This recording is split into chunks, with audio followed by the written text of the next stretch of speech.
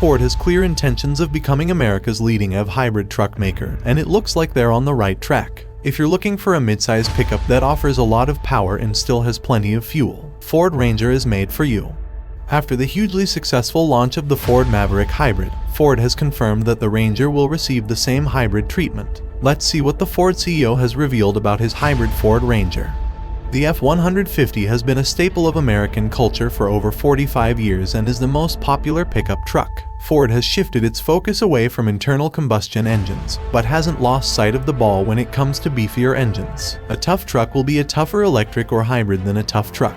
Jim Farley confirmed in an interview with Morgan Stanley that the company's strategy is to approach the electrification of its product line in 3 steps. Stage 1. Build an EV F-150 to prove to himself and the market that he can deliver an incredible EV product. Phase 2 will introduce hybrid versions of all trucks in the lineup, while Phase 3 will build and introduce full EV versions of all trucks in the lineup. The Ford Maverick was a huge success. They were completely sold out and had to be ordered within 24 hours. People love the Ford Maverick. Equipped with a hybrid engine, he can drive up to 42 miles per gallon around town.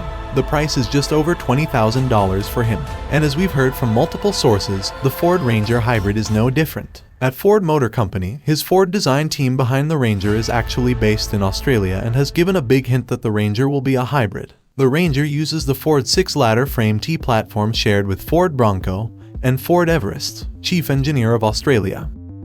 In an interview with Ford Ranger Media, Ian Foughton said that he intentionally moved the front axle of the T6 platform forward by 50 mm to allow the hybrid transmission between the engine bell housing and the gearbox. He said he was able to handle it. This means Ford can cost-effectively offer electric and hybrid versions of all these trucks without changing manufacturing. But that's not all. Lars Crowder also confirmed that a Ranger plug-in hybrid is in development. Rangers, he is not satisfied with the electric range of the plug-in hybrid system, Ford's marketing chief said in a presentation this summer, but the biggest clue comes from Ford's website on Ford's official Ranger sales page. Both performance categories of the train mention hybrid models, although the Rangers and Mavericks are different but have the same trim levels. The Ford Ranger XL Hybrid has a suggested retail price of $25,500, and the Ford Ranger XLT Hybrid is expected to have a suggested retail price of $29,550, the same price as the Ford Ranger Rat.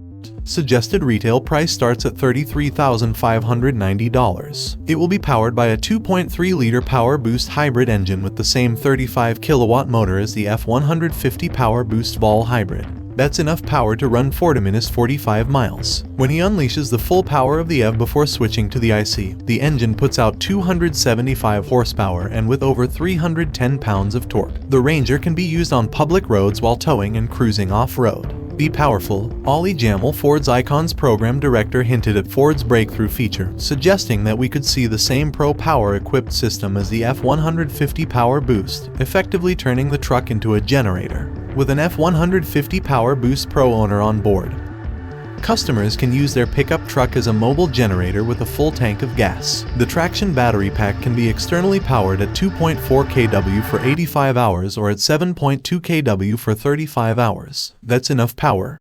Rent a power tools camp for the day while you go on adventures or power your home during a power outage. Ford Maverick is so popular that some wonder if Ford needs a Ranger if he has a Maverick. Despite their similarities, it would be a mistake to assume that the Ford Ranger is a larger, rough-use truck. The Ford Ranger is 211 inches long, 78 inches wide, and 71 inches high. Maverick is 200 inches long, 73 inches wide, and 69 inches high. Ford Ranger trucks have a maximum bed length of 72 inches. The Maverick bed is just 54 inches long. The blue oval houses Maverick and Ranger. The big size difference between the two pickups makes the Ranger nearly a foot longer than the Maverick. It competes with mid-size pickups like the Chevy, Colorado, and Toyota that the Maverick can't compete with. So when can we expect a full EV release? Ollie Jewell, Ford's program director for Icons and Ford Performance, told Wheels.com that electrification will play a big role in the next generation of the Ranger. Ford has already trademarked the global names Ford Maverick Lightning and Ford Ranger Lightning, and has confirmed plans to electrify the entire vehicle. so it's more. Before the Detroit-based company electrifies its entire truck, it needs to solve two big problems if it really wants to challenge Tesla. The biggest problem is the dealer. People want to buy Ford products. However, retailers scare people away by pricing them well above the suggested retail price. A dealer sells a Ford F150 Lightning $50,000 above Ford's suggested retail price. This is done nationwide. To combat this, Ford created a new company called Ford Model E. This allows it to bypass complicated dealer protection laws and sell directly to customers, just like Tesla does. The second problem is the production of the Ford Knock. Get out of the park with an F150 Lightning and Ford Maverick launch. We expect future launches on the Sandy Monroe show to be no exception. Ford's boss was asked, "My goal is for him to build a company with scaling capabilities of 2 million people in the next 3.5 years. Over 2 million is a very aggressive number for us. That's 1/3 of our capacity." But Tesla is well ahead of the game, as Elon Musk said on a recent investor conference call that he could likely produce over 1.5 million cars this year. In hindsight, it's probably closer to 2 million, but I'm a bit conservative about that. Ford has committed to investing $50 billion to electrify its vehicles and rapidly modernize and develop its factories. Jim Farley recently confirmed Blue Oval City, a 2,700 football mega project. But it won't be operational until 2025 at the earliest, by which time Tesla will grow exponentially.